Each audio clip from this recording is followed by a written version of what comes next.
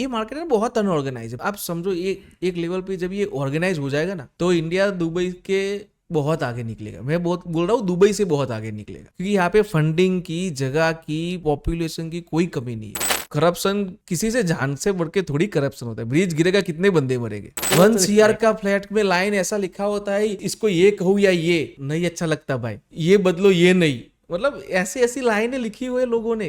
अरे भाई मैं 1 CR का फ्लैट ले रहा हूँ तो ये लाइन देख के लूंगा। प्रॉपर्टी पैंडा सही है बंदा, प्रॉपर्टी पैंडा आजमा के देखो बंदा, प्रॉपर्टी पैंडा सही है बंदा, प्रॉपर्टी पैंडा आजमा के देखो बंदा। Hello and welcome to property talk show with Panda. तो दोस्तों मैं हूँ केयूर कड़िया और आज के जो हमारे गेस्ट है वो है सनम कड़िया। वो हमारे खुद के भाई है, मतलब मेरे भाई है, सगे भाई है। वो फाउंडर है प्रॉपर्टी पांडा में। उनकी 2 कंपनियां हैं, यस सर पीएमसी और प्रॉपर्टी पांडा। उसमें मैं भी एक छोटा सा हिस्सा है हमारा। तो आज की जो हमारी कन्वर्जेशन रहेगी वो है कंस्ट्रक्शन क्वालिटी के ऊपर। आज के जो अभी क्या ट्रेंडिंग में चल रहा है, डिमांड एंड सप्लाई क्या है, सेल्स, आज सब कुछ बात करेंगे हम। तो कैसे हो भैया? बहुत ही बढ़िया हूँ भाई। तो बताओ, क्या बताओगे आप? बस आप पूछिए, मतलब क्या जानना चाहते हो आप। मैं क्वालिटी से लेके सेल्स तक सब कुछ बता सकता हूँ। पॉलिटिक्स? क्वालिटी ओके, सबसे पहले आप बताएं कि आज जो क्वालिटी हम यूज़ कर रहे हैं, आप हमारी कंपनी है यस सर पीएमसी में, मैं टेक्निकल ज़्यादा जानता नहीं हूँ। ओके। तो जो हमारी अभी कंपनी चल रही है यस सर पीएमसी, तो हमको क्या क्या ध्यान में रखना पड़ता है? और हम बात नहीं करेंगे, बिल्डर का नाम नहीं लेंगे, लेकिन क्या क्वालिटी में मिसयूज़ होता है और क्या क्वालिटी हम अभी रख रहे हैं? ओके।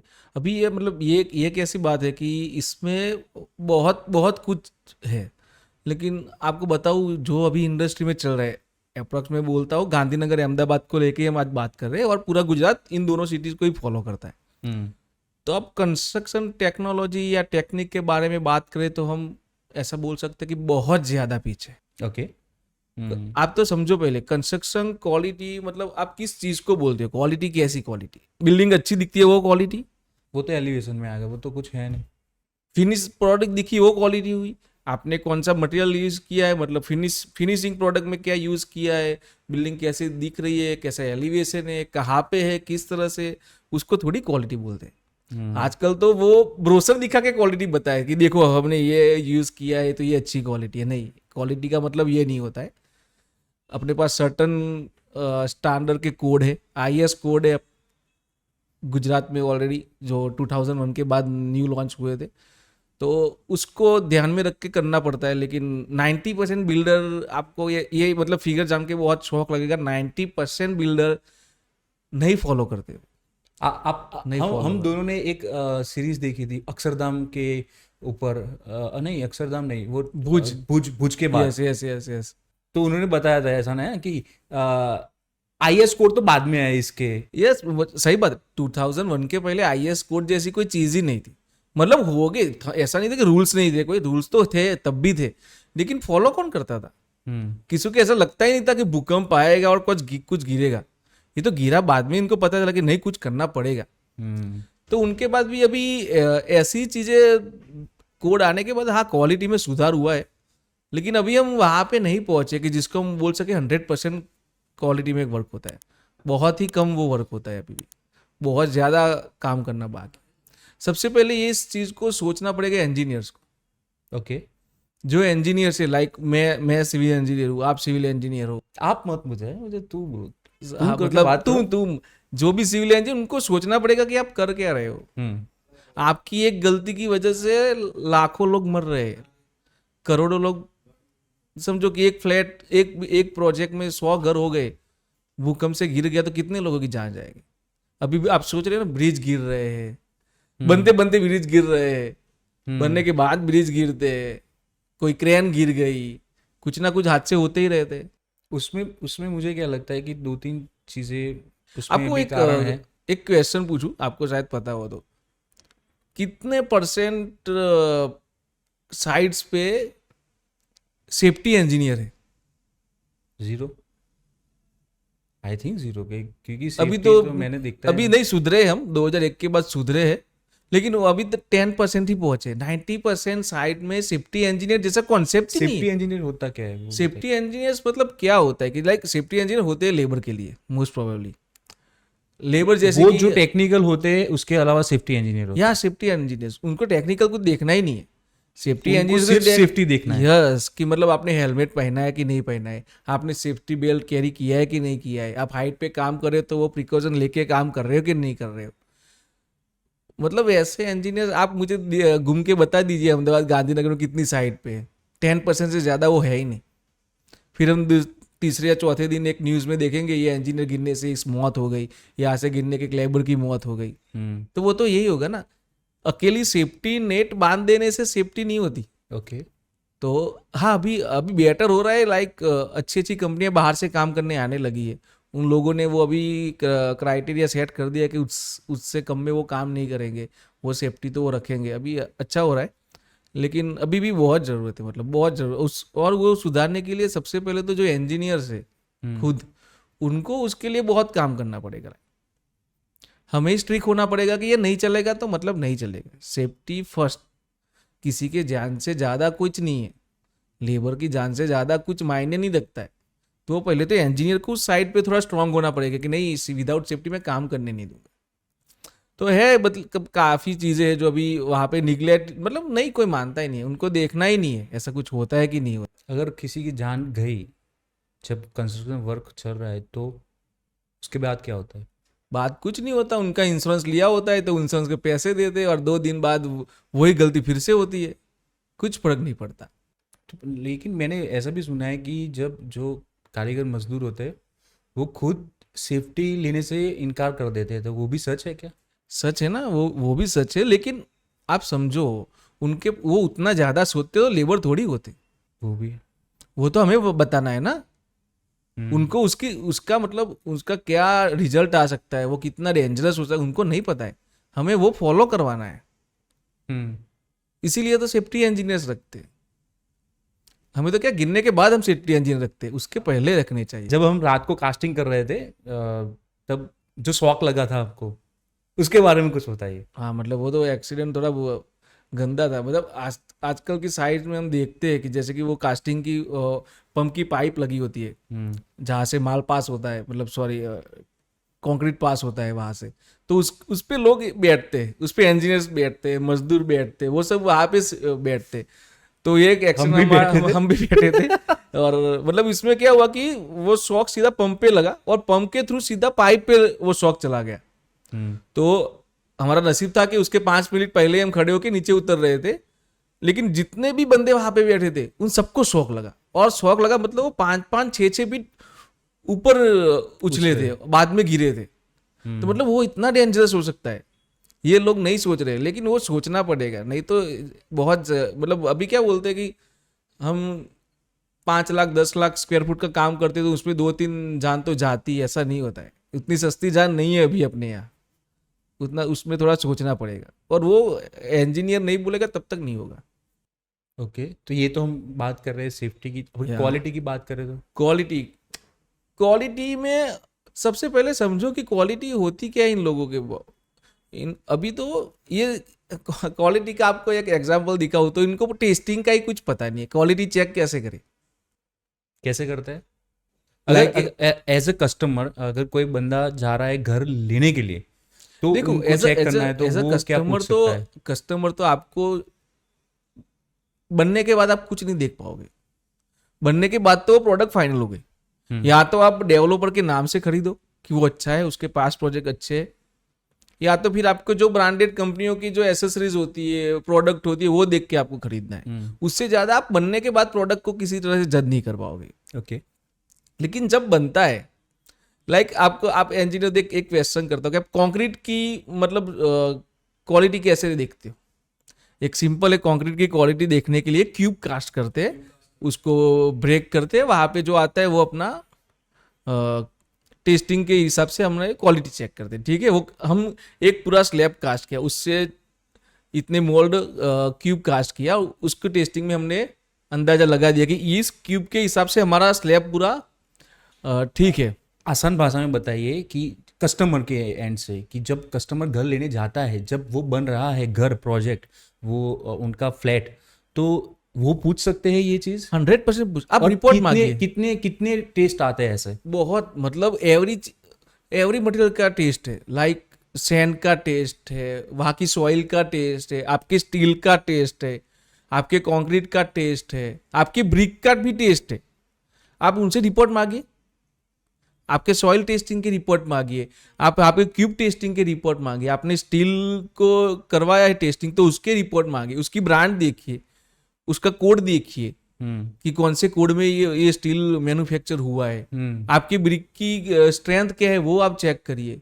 आप वहाँ पे मतलब जो केमिकल लगता है वो क्वालिटी मांग सकते, हम मांग सकते हैं उन, और वो विदाउट एनी क्वेश्चन आपको देना ही चाहिए उनको। आप मांगिए कि आप टेस्टिंग करवा, पहले तो पूछो करवाते हो कि नहीं, वो, हाँ, वो भी। करवाते हो कि नहीं वो तो पूछो।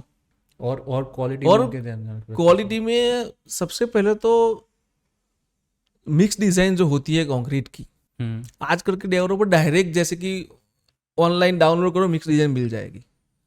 मतलब हाँ, मिक्स डिजाइन मतलब कितने प्रपोजन कोर्स एग्रीगेट होना चाहिए, कितने परसेंटेज फाइन एग्रीगेट होना चाहिए, कितने परसेंट सीमेंट होना चाहिए, वो एक मिक्स डिजाइन आती है, वो ऑनलाइन डाउनलोड करो मिल जाएगी। लेकिन ऐसा नहीं होता है, हर प्रोजेक्ट के हिसाब से, हर डिजाइन के हिसाब से उसकी मिक्स डिजाइन अलग होती है। एग्जाम्पल में के दौर पे लाओ कि आप अपनी फाइन सैन लाते हो कई और से और मैं अपनी फाइन सैन लाता हूँ कई और से, तो वो दोनों की मिक्स डिजाइन सेम कैसे हुई? वो दोनों अलग ही होनी चाहिए। उसकी मिक्स डिजाइन अपने वहां से सैंपल बेच के उसकी मिक्स डिजाइन बनवानी पड़ती है। लेकिन अभी वो स्टैंडर्ड नहीं हो रहा है। हाँ, अभी बड़ी कंपनियां जैसे ही मार्केट में आ रही है उन लोगों ने ये प्रैक्टिस चालू कर दी है, लेकिन अभी भी छोटे डेवलपर है, मतलब छोटे नहीं बोलूंगा, लेकिन जो डेवलपर अभी भी नए नए हैं वो लोग ये प्रैक्टिस नहीं करते। फिर बाद में क्या होगा कि, और सबसे आपको शॉकिंग बात ये बताओ कि क्या करते हैं, जैसे कि कंक्रीट स्टार्ट है, कोई कंक्रीट चल रहा है तो पंपिंग करते हैं मोस्टली, तो पंपिंग के जब आउट होता है तब वो थोड़ा हार्ड होता है या थोड़ा सॉफ्ट होता है तो खुद से पानी डाल देते हैं अंदर, तभी आपकी मिक्स डिजाइन का कुछ बचता नहीं है। तो ये सब प्रैक्टिस बहुत गंदी है। मतलब ये तो आपको ये बताओ कि इंजीनियर से सजेस्ट करके ये करो, उसमें थोड़ा पानी डाल दो, इसको ढीला कर दो, थोड़ा ये कर दो, इसको हार्ड कर दो, ये सब नहीं होना चाहिए। ये बहुत बहुत ही ज्यादा बैड इंप्रेशन। मतलब तो वैसा हुआ ना कि जो अभी जो वो हो रहा है, जो करप्शन हो रहा है, जो ब्रिज गिर रहे हैं, हम बताएंगे नहीं कौन से हैं, लेकिन ब्रिज गिर रहे हैं, तो उसमें सबसे ज़्यादा दोष ना कि कोई गवर्नमेंट का है, ना कि कोई आम आदमी का है, लेकिन है तो जो इंजीनियर वहाँ पे है उनको मैं ज़्यादा मानता हूँ। हाँ, मतलब ऐसा नहीं हम बोलता ऐसा बोल सकते yes, हैं। ऐसा नहीं बोलते कि उनका ही 100%, लेकिन समझो आप अगर वो engineer- पढ़े लिखे हैं तो उनको Yes, समझ में आना चाहिए। 100%। आप जैसे कि कोई चीज हमको पता है कि ये ऐसा नहीं है कि सिर्फ किसी चीज की वजह से ही गिरेगा, बहुत सारे फैक्टर हो सकते हैं। डिजाइनिंग फॉल्ट हो सकता है, कंस्ट्रक्शन फॉल्ट हो सकता सबसे है, ज़्यादा हमारा वेदर भी, वेदर में सभी चीजें होके ही वो होता है। ऐसा नहीं कि किसी एक की गलती से होता है, लेकिन जब भी हम एक एग्जांपल लेके, जब भी कोई टेक्निकल इश्यू के कारण गिरा तो उसका सुपरविजन तो इंजीनियर ने किया था। यस, या तो आपने वो फिर देखा नहीं है, या तो आपने उसको निग्लेक्ट किया। तो जब आपने वो निग्लेक्ट करके उसका अप्रूवल दिया है तो सबसे बड़ी गलती आपकी है।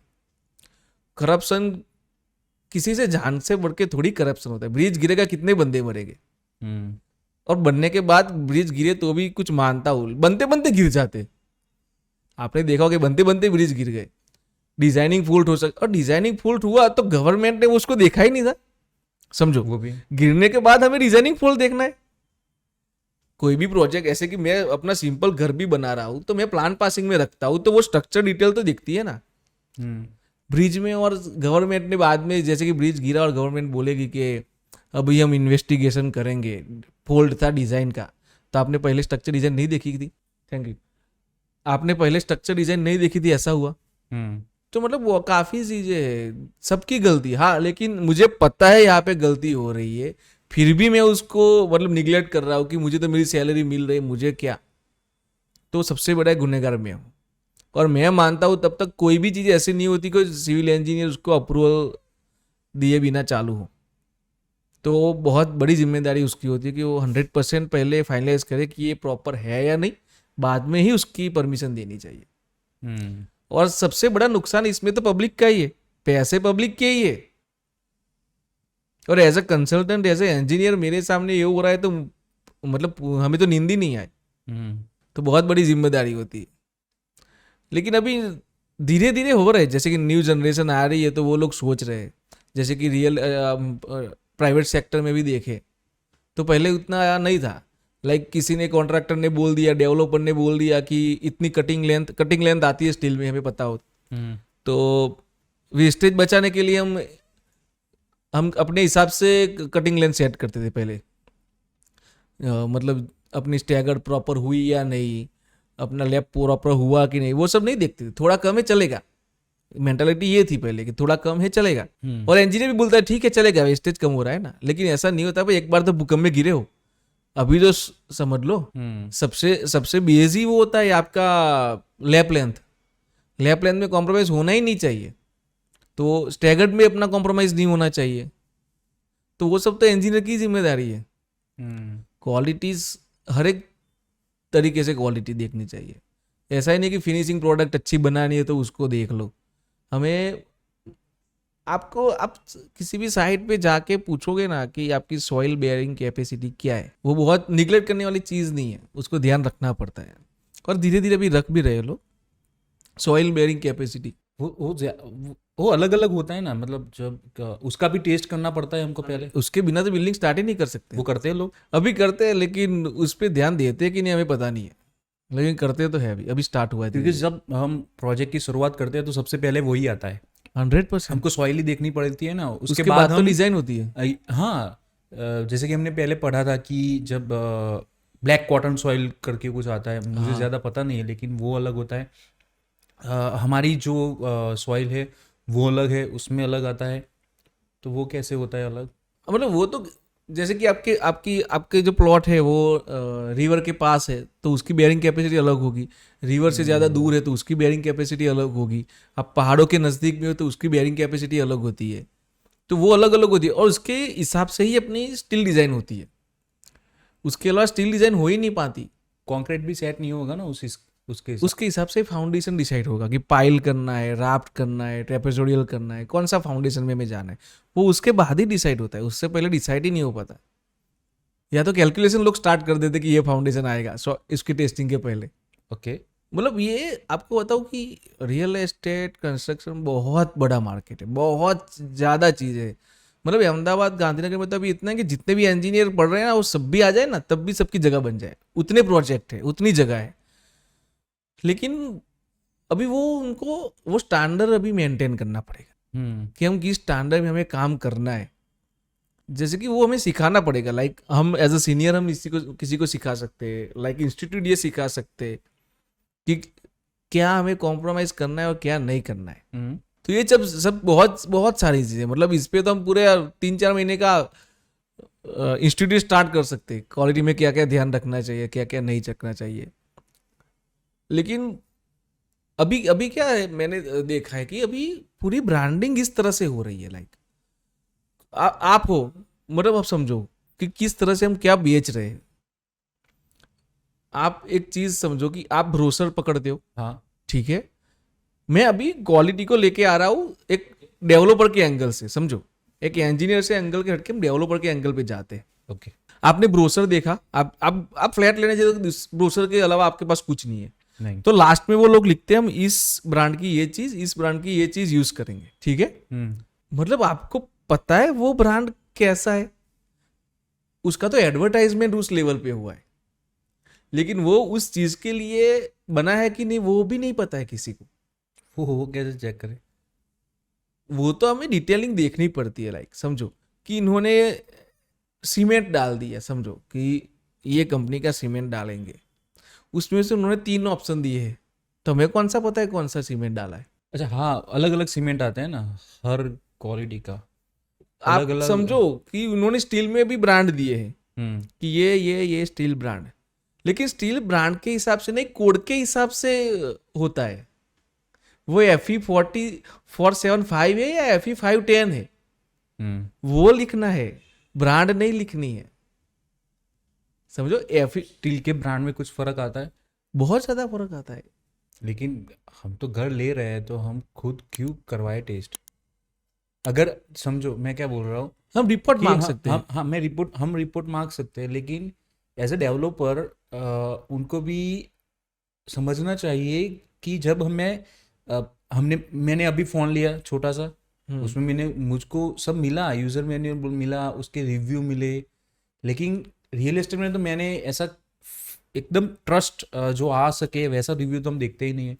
नहीं है, और ये लोग तो बताते भी नहीं है ना, मतलब ये दिखाते हैं लेकिन दिखाते हैं, सही प्रॉपर बात, सही बात है। बताते नहीं है। हमने एज ए इंजीनियर ये बहुत ट्राई किया है।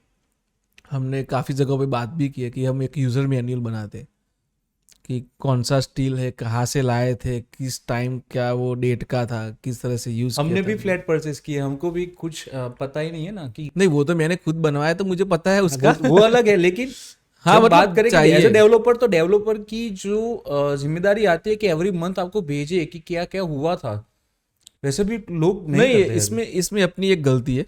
ओके, रेरा में अपडेट होता है, रेरा में अपडेट होता है। रेरा में अपडेट होता है, एवरी मंथ रिपोर्ट अपडेट होते हैं। रेरा में every month, every 3 month report update होते हैं। ओके, कंस्ट्रक्शन किस लेवल पे पहुंचा, हम्म, कंस्ट्रक्शन की रिपोर्ट, वो सब अपडेट होता है, वो हमें देखना पड़ेगा। तो ये लोगों को पता ही नहीं है। नहीं पता है, कुछ भी नहीं पता है, डेवलपर बताएगा भी नहीं। अगर मान लो कि जो डेवलपर बोल रहा है और रेरा में हो रहा है, रेरा में अपडेट नहीं हो रहा है या कुछ है, तो हम किसके पास हाँ, जाए? हम रेरा के पास जा सकते हैं ना, ओके, कि इस प्रोजेक्ट का अपडेशन क्यों नहीं है। अभी तो ये वही है कि आपको जो डेवलपर अच्छा है, जिसका पास्ट में काम अच्छा है, वही हमें देखना पड़ेगा। बाकी उसकी डिटेलिंग में जाके हमें करना, वो नेक्स्ट टू इम्पॉसिबल जैसा है। लेकिन हाँ, ये है कि मैनुअल 100% होनी चाहिए, 100% मैनुअल बनानी ही चाहिए। और हमारा काम है हम रिपोर्ट थोड़े थोड़े टाइम में देखने भी जाए। नहीं तो हम लैब का भी ले सकते कि कौन सी लैब में करवाए, उनके खुद की लैब के नहीं, बाहर की लैब की बात कर, कहाँ पे होता है। आपको लग्जरियस बोल के आपको अफोर्डेबल सीरीज पकड़ाई है कि क्या है? क्योंकि जो हम घर ले रहे हैं वो हमारा एक ही घर होगा पूरी लाइफ में। हाँ, गाड़ी तो हम 4 बदल सकते हैं, 10 बदल सकते हैं, लेकिन घर नहीं बदल सकते बार बार। 100%। तो एज ए डेवलपर को भी समझना चाहिए, एज ए कस्टमर को भी समझना है कि आप एक इन्वेस्टमेंट कर रहे हो, उसकी नज़रिए से मत देखो। अगर आपको इसको लेना है, आपको रहना है, तो आपको ये भी देखना पड़ेगा। यस यस, डेवलपर और इंजीनियर को यही सोच के घर बनाना चाहिए कि मैं खुद रहूंगा तो कैसे बनाऊंगा।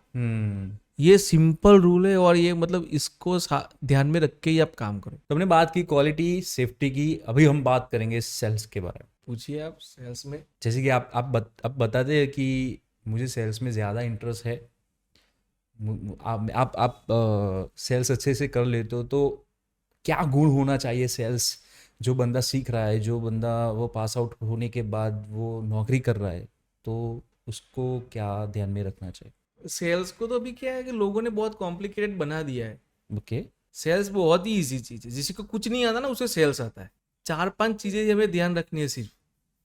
सबसे पहले तो मैं 4 क्वेश्चन आपको पूछूंगा, उसके आपको आंसर मिल जाए तो आप सेल्स अच्छे से कर पाओगे। मैं कोई भी। तो सबसे पहले ये चीज है कि वो आपको आपके सामने बिठाए क्यों। जैसे कि आप किसी का वेट करके बाहर बैठे हो, हर कोई चीज ऐसा नहीं होता कि अपॉइंटमेंट लेके ही मिलेगा, कई बार हमें खुद से डायरेक्ट जाना पड़ता है। तो आप बाहर बैठे हो, तो सबसे पहले आपका ड्रेसिंग ऐसा होना चाहिए कि उसको लगे कि नहीं, इस बंदे से बात करनी है मुझे। पहला क्वेश्चन ये हो गया। ओके, ठीक है। दूसरी बात, जब हम उसके सामने बैठे हैं तो हमें ये पता होना चाहिए कि उसको चाहिए क्या। आपको क्या बेचना है उससे मतलब नहीं है, उसको क्या चाहिए वो आपको ध्यान में रखना है। उसके अकॉर्डिंग ही आपको बात करनी है उससे। और एक तीसरी चीज, और उसको क्या सुनना है। ज्यादातर सेल्स वाले फुल कॉन्फिडेंस में हो जाते हैं, जैसे कि मैंने MBA कर दिया, इतना कॉन्फिडेंस हो, जाके ही पहले पूरा पीच करके बोल दो। उसको जितना सिखाया है, जितना रट्टा मरवाया, वो सब कुछ उल्टी कर देगा यहाँ वहां पे जाके। नहीं करना है, सबसे बड़ी गलती ही वही है। ओके, वो बंदा सामने वाला आपकी किस बात पे इंटरेस्टेड है, उसी बात को फोकस करके हमें बात करनी है। ये बहुत बेसिक रूल्स है। हम सेल्स के बहुत टेक्निक में या डीप में नहीं जा रहे, अभी ये बेसिक चीज है कि उसको क्या सुनना है, वही आपको बोलना है, वो आपको सीख लेना है। पहली बात आपको बिठाए क्यों, दूसरी बात उसको क्या चाहिए क्या, और तीसरी बात उसको सुनना क्या है। ये तीनों चीजें आपको आ गई ना तो आप 90% सेल क्रैक कर लो। और हमें उसको आगे दिखाना है कि सर ये आपके लिए यहाँ पे हेल्पफुल है, कंपनी ये है, कंपनी वो है, कंपनी यहाँ है, उससे उसको कुछ मतलब ही नहीं है। उसको तो एक ही चीज के मतलब है कि उसको उसमें फायदा क्या। जब आप कंपनी करके वहां पे बैठोगे ना तो वो उसमें इंटरेस्टेड नहीं होगा। लेकिन ये चीज आपको यहाँ पे यूजफुल होगी, ये जब आप बताओगे ना तब वो इंटरेस्टेड होगा। तो प्रॉपर सेल्स करने के लिए ये 3 चीज बेसिक चीज है। उसके बाद डिटेलिंग में तो बहुत है, जा सकते हैं, लेकिन ये 3-4 चीजें आपको आ गई ना तो आप काफी ज्यादा कर पाओगे इसमें। मतलब तो बेसिक तो पहले ढूंढे। हाँ वो तो सीखो। और बड़े बड़े सेल्स पर्सन ये नहीं करते। मुझ में जितना नॉलेज है वो सब कुछ आपके आगे मुझे बोल देना जरूरी थोड़ी है। और मेरे में कितना नॉलेज है आपको क्या फर्क पड़ता है। और जो आप बेचने जा रहे हो वो एक कस्टमर है और आपसे बड़ा इंसान है, तो ऑफ कोर्स वो उसके पास ज्यादा नॉलेज होगा। बड़ा छोटा वो अलग चीज है, लेकिन उसको आप क्या हो उससे क्या मतलब है। प्रोडक्ट उसको उसको आप क्या क्या हो, चाहिए? आपकी कंपनी क्या है, उससे मतलब कि आप मतलब ये चीज बेचने आए उसको, उससे ही मतलब वही चीज मुझे समझा भाई। आप कहाँ से आए किस तरह से मुझे फर्क नहीं पड़ता। तो वो ये बेसिक आपको सबसे पहले ध्यान रखना पड़ता है। ब्रांडिंग की बात करें तो आप ब्रांडिंग की बात करें तो अभी रियल एस्टेट में रियल एस्टेट ब्रांडिंग बहुत ही मतलब फ्लो में है, अभी बहुत ज्यादा फ्लो में है। अहमदाबाद, गांधीनगर, मोस्ट प्रोबेबली पूरा गुजरात एक ही डायरेक्शन में चल रहा है। बाकी के स्टेट अभी थोड़े स्टेबल हो चुके हैं, लेकिन अहमदाबाद, गांधीनगर एक ही स्टेज में चल रहा है। अभी ऐसा नाम नहीं दे पाऊंगा, लेकिन किस किस तरह के लोग वो वन लाइनर लिखते हैं। क्यूरियोसिटी कैसी क्यूरियोसिटी भाई, हमें तो मतलब कई बार तो देख के चीड़ चढ़ने लगते कि ऐसा क्यों। आओ कभी हवेली पे। मतलब उस तरह की लाइनें हैं, नहीं दूंगा, नहीं तो नाम दूंगा तो उनको पता चल जाएगा मेरी लाइन के बारे में बात कर रहे हैं, लेकिन बहुत चीप लगता है। हमारे कस्टमर 1 CR का फ्लैट में लाइन ऐसा लिखा होता है, ये इसको ये कहूँ या ये नहीं अच्छा लगता भाई, ये बदलो ये नहीं, मतलब ऐसी ऐसी लाइनें लिखी हुई है लोगों ने। अरे भाई मैं 1 CR का फ्लैट ले रहा हूं तो ये लाइन देख के लूंगा, इतने चीप क्यों। जो क्रेज चल पड़ा है 1 लाइनर लिखो होर्डिंग्स में लगा दो, 1 लाइनर लिखो होर्डिंग्स में लगा दो, नहीं चलेगा ऐसा। हाँ ठीक है, अभी दौर चल रहा है, थोड़े बहुत दिन चल जाएगा, लेकिन वो सस्टेनेबल नहीं है। ये लंबी रेस में नहीं दौड़ पाओगे आप। ये मैं वो समझना चाहता हूँ कि जब अगर हम गाड़ी लेने जाते हैं, समझो Yes, sir. हम 5 लाख से लेके 15 करोड़ तक की सब गाड़ियां होती है, सब 100%. हमको पता है, सब हमको मालूम है किसका रिव्यू कैसे मिलेगा। हम खुद हमारी खुद की कंपनी है, लेकिन हम जेन्युइन रिव्यू नहीं दे सकते।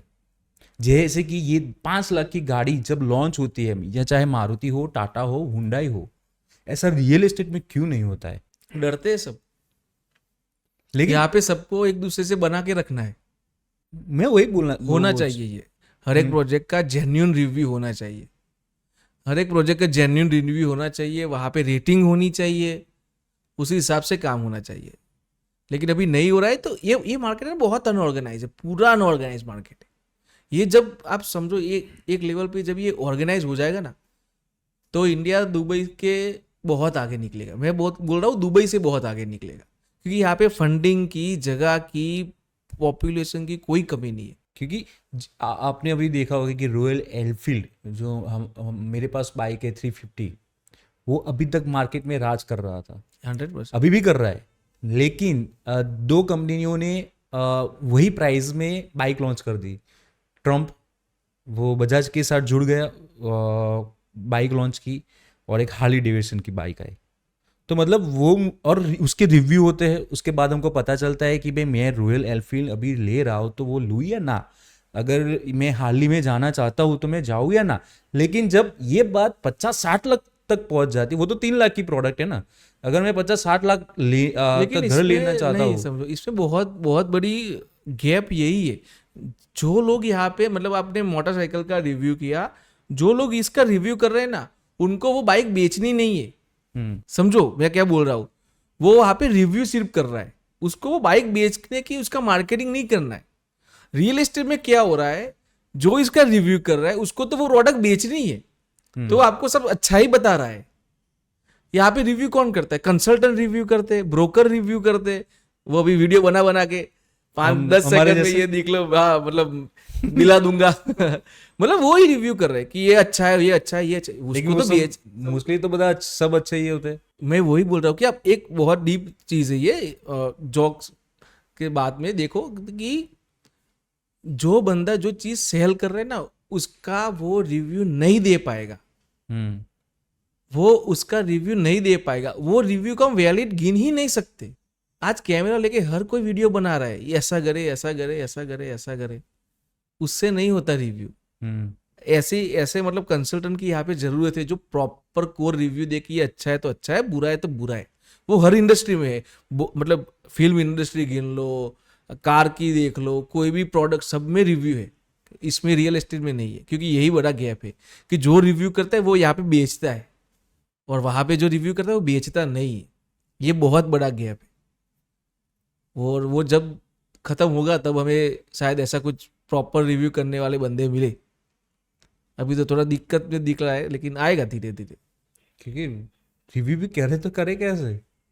कर सकते हैं ना, बहुत बहुत क्राइटेरिया उसके, बहुत चेकलिस्ट है, ये प्रॉपर है, ये प्रॉपर है, ये प्रॉपर है, उसके जैसे कि रेटिंग कर कैसे सकते अगर हैं। कोई कस्टमर को ही रिव्यू करना है, कस्टमर के रिव्यू करना, सबसे पहले डेवलपर पे क्लिक करो कि डेवलपर अच्छे है या नहीं, उसके पास प्रोजेक्ट अच्छे है या नहीं, वो क्लिक। जैसे कि हम गाड़ी देखते हैं कि मारुति है तो Yes, yes, सफिशिएंट है, उसके लोकेशन देखो, लोकेशन ओके, उसके लोकेशन पे क्लिक करो, उसका इंटीरियर क्लिक करो, उसका एक्सटीरियर क्लिक करो, उसकी ड्यूरेबिलिटी क्लिक करो, उसके रिपोर्ट्स क्लिक करो, वो सब काफी क्राइटेरिया है, सब कुछ हो सकता है। जैसे कि कार में होता है उतना ही इसमें इंजन देखते हो, एवरेज देखते हो, इसमें बिल्डिंग में भी ये दिखना ही पड़ता है ना।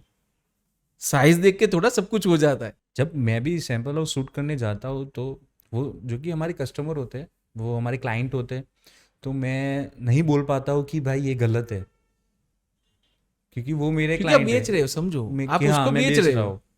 आप उसको कब बोल पाओगे? जब आप बेच नहीं रहोगे। और मैं खुद एक इसीलिए हम उसको independent हाउस टूर बोलते हैं, समझो। आप उसको रिव्यू नहीं बोल रहे हो, आप उसको हाउस टूर बोल रहे हो। लेकिन कई लोग उसको रिव्यू बोलते हैं, वो बहुत गलत चीज है। लेकिन वो तो लंबा नहीं चलेगा, ये सब क्या है, वो थोड़े बहुत दिन का ट्रेंड होता है, फिर वो चला जाता है। सस्टेनेबल तो जो प्रोडक्ट सही में अच्छी होती है वही चलेगी। मतलब ये सेल्स में ये गलती है। और वो भी है कि हम मार्केटिंग, अभी मैं एक मार्केटिंग के बारे में बताऊं कि रियल एस्टेट का मार्केटिंग कहाँ जा रहा है। बहुत बड़े बिल्डर है, बहुत बड़ा ग्रुप है, नाम नहीं दे सकते उनका, गलत हो जाएगा। लेकिन आप मुझे एक क्वेश्चन का आंसर दो, आप कोई भी प्रोडक्ट, घर, दुकान, ऑफिस, कोई भी बना रहे हो तो किसके लिए बना रहे हो? कस्टमर। कस्टमर। रियल एस्टेट में कोई भी रील पकड़ लो, कोई भी वीडियो पकड़ लो, कोई भी होर्डिंग पकड़ लो, उसमें क्या होता है? इन्वेस्ट करो। ये पूरा मार्केटिंग चल ही रहा है इन्वेस्टरों को फोकस करके। ये पूरा मार्केट अभी जो चल रहा है ना, उनको इन्वेस्टर को ही फोकस करना है कि यहाँ पे इन्वेस्ट करो तो इतना रिटर्न मिलेगा, यहाँ पे इन्वेस्ट करो तो इतना रिटर्न करे। अहमदाबाद में क्यों इन्वेस्ट करे, गांधीनगर में क्यों इन्वेस्ट, ये तो टैगलाइन चलती है उनकी। मतलब आप जा ही गलत रास्ते हो भाई।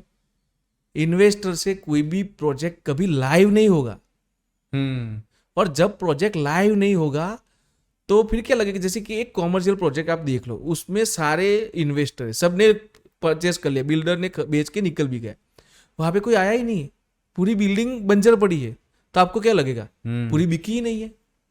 तो ये एक ये भी पॉइंट हो सकता है ना कि जब हम फ्लैट लेने जाते हैं तो ये भी पूछे कितने इन्वेस्टर 100% पूछो, ज्यादा इन्वेस्टर है तो मत लो, क्योंकि वो लाइव नहीं होगा। वो लाइव नहीं होगा तो तो प्रोजेक्ट ही फेल हो गया ना, मतलब फेल हो गया। मैं तो यही मानता हूँ। बाकी बिल्डर ऐसे मानते हैं कि भाई ज्यादा इन्वेस्टर आ गए तो उनका अच्छा है सक्सेस। मैं मानता हूँ 30% से ज्यादा इन्वेस्टर आपके प्रोजेक्ट में तो आपका प्रोजेक्ट फेल है। मैक्स टू मैक्स 30% चाहिए, उससे ज्यादा इन्वेस्टर हो तो आपका प्रोजेक्ट फेल है। और ये बहुत ही फोकस करने की बात है, आप ब्रांडिंग कस्टमर ओरिएंटेड कीजिए, इन्वेस्टेड ओरिएंटेड नहीं। उससे क्या होगा कि आज बड़ी बड़ी सिटीज में आप जाओगे ना तो बहुत से प्रोजेक्ट ऐसे खाली दिखाई देंगे। नोएडा, ग्रेटर नोएडा, पुणे, मुंबई, आपको काफी प्रोजेक्ट ऐसे खाली पड़े होंगे देखे, तो आपको क्या लगेगा? अबे यहाँ पे अभी ये बिक नहीं रहे होंगे तभी खाली पड़े हैं, तो इसका अभी मार्केट डाउन होगा, अभी रियल एस्टेट में मंदी चल रही है, ऐसी अफवाहें फैलने लगेगी। एक्चुअल में ऐसा नहीं खाली पड़े, वो बिके ही है लेकिन इन्वेस्टर ने परचेज किए। मार्केट में एक बहुत गंदी इफेक्ट आ रही है कि भाई प्रोजेक्ट अभी खाली पड़े हैं तो अभी हम रियल एस्टेट मार्केट वो बिल्डिंग खाली मतलब खाली है, तो वो तो वही हुआ ना कि इन्वेस्टर खुद नहीं बेच पा रहा है। वो तो इन्वेस्टर तो क्या करेगा, वो तो रेंट पे दे देगा या फिर थोड़े Rent पे टाइम के इतना बाद मिलता है पैसा? नहीं मिलता है ना, लेकिन एक सेफ्टी है। अभी काफी ऐसे पैसे हैं जिसको हमें कहीं नहीं दिखा सकते, उसको कहीं दिखाना है तो उस तरह से होता है। लेकिन इन्वेस्टर से कभी कोई प्रोजेक्ट सक्सेसफुल नहीं होता, और वो लोग पछता चुके हैं। जो बड़े बड़े सिटी है वो ये करके पछताए हुए बैठे हैं। अहमदाबाद गांधीनगर पता नहीं वो क्यों ऐसा कर रहा है कि उनको भी वहां जाना है, कि इन्वेस्टर को फोकस। आपने कभी सुना कस्टमर मीट? नहीं। यहाँ पे होती है इन्वेस्टर मीट, हम्म। समझ रहे हो? उनको कस्टमर को बुलाने से बेचने की उनको जरूरत ही नहीं लगती, उनको तो इन्वेस्टर को बुलाना है और बेचना है। और ये बहुत गलत हो रहा है, मतलब बहुत गंदी दिशा में ये मार्केट जा रहा है और बहुत जोर से पड़ेगा ये। जब ये गिरेगा तो मतलब पता नहीं चलेगा कहाँ जा रहा है। जैसे कि हम प्रॉपर्टी पांडा है, ठीक है, अपनी कंपनी, हम कभी इन्वेस्टर को पीछे नहीं करते। आपने किया कभी इन्वेस्टर के पीछे? हम नहीं करते, हमें तो एंड यूजर को ही देना है, तभी प्रोजेक्ट सक्सेसफुल। तभी तो प्रोजेक्ट सक्सेसफुल है। आपको सही बताऊँ, अभी एक ऐसी कंपनी आई है, अभी एक बहुत बड़ी चीज हो गई गांधीनगर में, गिफ्ट आ गया। हम्म। अभी गिफ्ट आया ना, तो वहां पे जो 2-3 कंपनियां जो इंटरनेशनल कंपनियां आ गई, उन्होंने सबसे पहले लोगों को सिखा दिया कि मार्केटिंग होती क्या है। क्योंकि वो, आप शोभा का देख लो, नाम नहीं देना कि ठीक भी, तो भी शोभा का नाम देख लो, कोई बोर्ड ऐसा नहीं होगा कि invest in Shobha, live in शोभा, वो बोलेगा आप यहाँ पे रहो, ये घर आपके लिए बनाया है। वो ऐसा नहीं बोलोगे कि इन्वेस्ट करो। तो सबसे सक्सेसफुल प्रोजेक्ट है, सबसे जल्दी सोल्ड आउट होने वाला रेसिडेंट प्रोजेक्ट है गिफ्ट में। ओके। और आपको ये अभी अहमदाबाद गांधीनगर की आपको ये डार्क स्टोरी बताऊं या स्मूथ अच्छी चीज बताऊं? एक अच्छी भी सिंपल है और डार्क भी है। और एक बताता हूँ, ये जो बताने जा रहा हूँ कि वो चीज क्या है कि आपको लगता है आपके हर प्रोजेक्ट लॉन्च करते हो बिक रहे, इसका मतलब ये नहीं है कि आप अच्छे प्रोडक्ट बना रहे हो। इसका सिंपल मार्केट एनालिसिस कर दीजिए, कंसल्टेंट को बिठा लीजिए, उसका सिंपल यही है कि अपने पास जितना मतलब डिमांड है ना, उससे कम सप्लाई है। ओके। हम 18 से 20% अभी भी सप्लाई नहीं कर पा रहे हैं डिमांड के वजह, इसीलिए आपका हर कोई माल बिक रहा है। अभी तो 20% लोगों को घर चाहिए जो अहमदाबाद गांधी का पूरा नहीं कर पा रहा है। सबसे बड़ा रीजन ये है यहाँ पे सबसे ज्यादा सेलिंग होने का। आप अच्छा कोई रॉकेट साइंस नहीं बना रहे हो, आपका बिक रहा है। 90% प्रोजेक्ट की डिजाइन सेम है।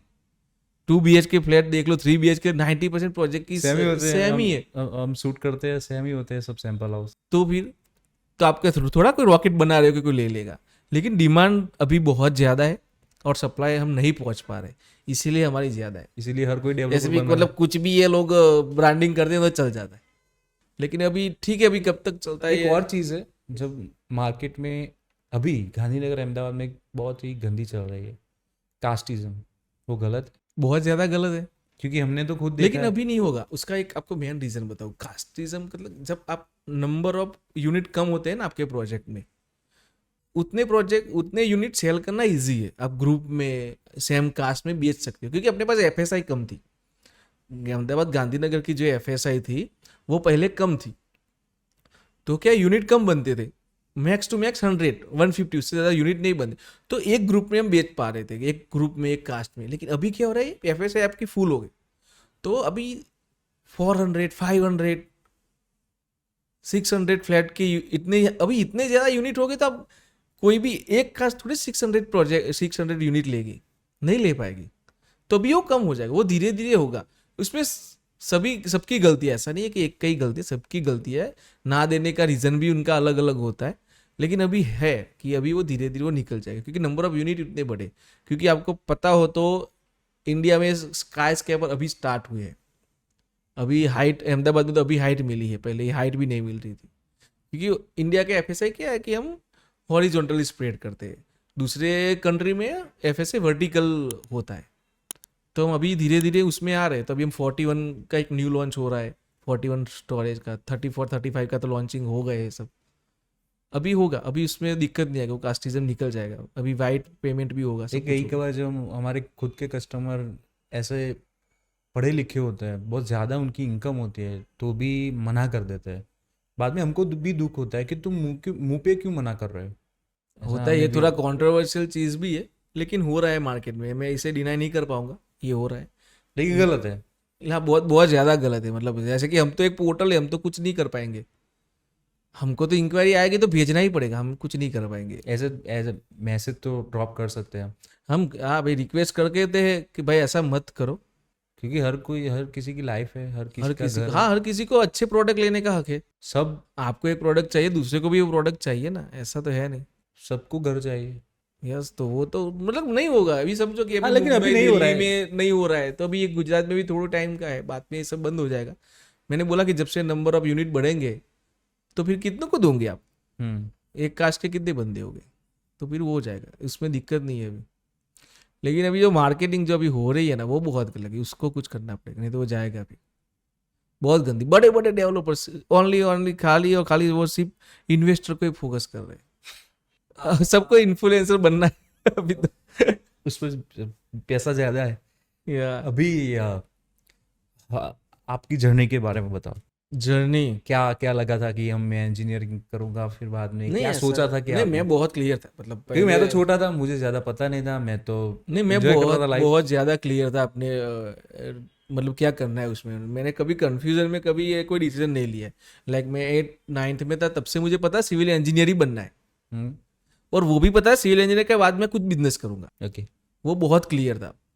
लेकिन चला एडमिशन मिलना नहीं था पहले तो, फिर कुछ करके हमने एडमिशन ले लिया, इंजीनियरिंग पूरी कर दी, फिर मैंने जॉब की, मैंने 2014 से लेके 18 तक जॉब की, एज ए इंजीनियर जॉब की। लेकिन मुझे एक प्रोजेक्ट क्या ऐसा थी मिला, स्टार्टिंग सैलरी? मतलब जब मैंने जॉब स्टार्ट की तब तो उन्होंने सैलरी नहीं बोला था, उन्होंने बोला था तू काम कर ले, तेरा काम अच्छा लगेगा तो सैलरी डिसाइड करेंगे, नहीं तो तुझे मना बोल देंगे, ऐसा बोल के मुझे रखा था। लेकिन उनको काम अच्छा लगा तो उन्होंने मुझे 12,000 से स्टार्ट किया था, और उसके बाद मैंने वो प्रोजेक्ट खत्म करने के बाद दूसरा प्रोजेक्ट किया, उसमें मुझे सेल्स की भी जिम्मेदारी दी थी, और सेल्स और मैं सिविल इंजीनियरिंग दोनों देखता था, तभी मुझे सेल्स का एक्सपीरियंस अच्छा हुआ। फिर उसके बाद फादर को कैंसर हुआ तो मैंने जॉब छोड़ दी, और फिर मैंने बिजनेस स्टार्ट कर दिया। बिजनेस में भी पहले मतलब ऐसा नहीं था कि मैं कुछ रियल एस्टेट में ही करूँगा, क्योंकि मुझे पसंद नहीं है साइट पे जाना, ऐसे वो मतलब अलग चीज़ है, लेकिन मुझे साइट पे जाना पसंद नहीं है।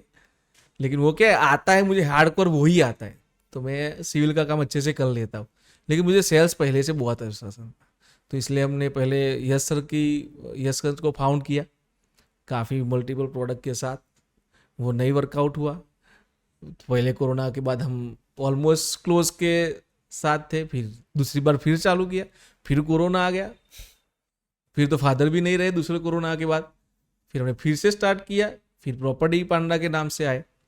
लेकिन अभी तो हम बहुत अच्छा काम कर रहे हैं, बहुत अच्छा कर, लाइक मेरी पीएमसी फर्म में जो 8 to 9 प्रोजेक्ट एक साथ में चल रही है, प्रॉपर्टी पांडा में 250+ project listed, paid listed project है अपने पास, जिसका हम ब्रांडिंग करते। और वो भी है कि हम किसी से मतलब ऐसे पैसे लेके किसी का गलत रिव्यू भी नहीं करते। काफ़ी प्रोजेक्ट हमारे में ब्लैक लिस्ट है जिनका हम कभी ब्रांडिंग नहीं करते, तो उस चीज़ का प्राउड भी है, काफ़ी मेहनत की है, लेकिन अभी अच्छा है। यंगस्टर को क्या बोलना है? आप खुद यंगस्टर हो, लेकिन जो कॉलेज हाँ, के बाद मतलब ये आपने क्या बहुत बोलना अच्छे से चाहोगे? क्लियर कर दिया कि यंगस्टर हो आप। नहीं, लेकिन हाँ, आपकी उम्र भी नहीं, मैं सिर्फ यही एक सिंपल चीज़ बोलना चाहता हूँ कि आप है ना हमेशा लोगों की जो कहा वहाँ पे पहुँचा है ना वो देखते हो, लाइक अंबानी यहाँ पहुँच गया, ये यहाँ पहुँच गया, उसके पीछे की कोई प्रोसेस नहीं देखता, वो प्रोसेस ही देखो। मुझे एक मतलब गुजराती में एक बात थी, मेरे सीनियर ने बताई थी, गुजराती में ही बोलता हूँ क्योंकि उसका हिंदी में अच्छे नहीं होगा। उन्होंने बोला था कि सनम सीढ़ी चढ़वानू चालू तो कर, एक दिवस तो रमड़ू आवसे। मतलब उनका कहना था सीढ़ी चढ़ना चालू कर, एक दिन लैंडिंग तो आएगा ही, आज नहीं तो कल आएगा, लेकिन लैंडिंग आएगा, मतलब स्टॉप तो आएगा कहीं। लेकिन तू चालू ही नहीं करेगा तो वहां तक पहुंचेगा कैसे? तो वो मुझे अभी दिमाग में वो है, तो हम चल ही रहे, अभी थोड़ा पता नहीं लैंडिंग आ नहीं रहा है हमारा, लेकिन आज नहीं तो कल आ जाएगा। लेकिन वो है कि काम करना चालू करो ना, होगा कुछ ना कुछ पता तो है होगा। हम गए थे जब हमने स्टार्ट किया था, फिर एक हमारे फैमिली मेम्बर है, उन्होंने बताया था कि तू बाइक स्टार्ट करेगा हाँ, तो अंधेरा होगा तो कैसे जाएगा, तो लाइट चालू करेगा, जैसे लाइट आगे जैसे आगे लाइट बढ़ते आगे बढ़ते जाएगी जाएगी, आपको रास्ता दिखेगा। वो मुझे अभी भी छू जाती है हाँ, जब मतलब वही हम उन्होंने ही डार्क मुझे ये प्लेस बात में बोली होते कि हैं। आप जैसे बाइक आगे बढ़ता जाएगा वैसे आपको रास्ता दिखेगा। तो वही चीज़ है, यंगस्टर को इसमें कुछ करना नहीं है, लेकिन क्या है कि हम लेकिन मन अभी लगा के सब लोग कूद पड़े। एंटरप्रेन्योर बनना चाहते हैं, सब लोग स्टार्टअप बन करना जाओ, चाहते हैं। सब स्टार्टअप कर दो, सब एंटरप्रेन्योर बन जाओ, दिक्कत नहीं है। लेकिन उसके पीछे बहुत मेहनत लगती है, वो उसमें उसको माइंड में डाल दो। सब लोग स्टार्टअप करेंगे, सब लोग एंटरप्रेन्योर बनेंगे तो ही इंडिया आगे आएगा। वो भी है, इंडिया को आगे बढ़ना ही है। और गुजरात में तो आप चिंता मत करो, गुजरात में तो है ही वो।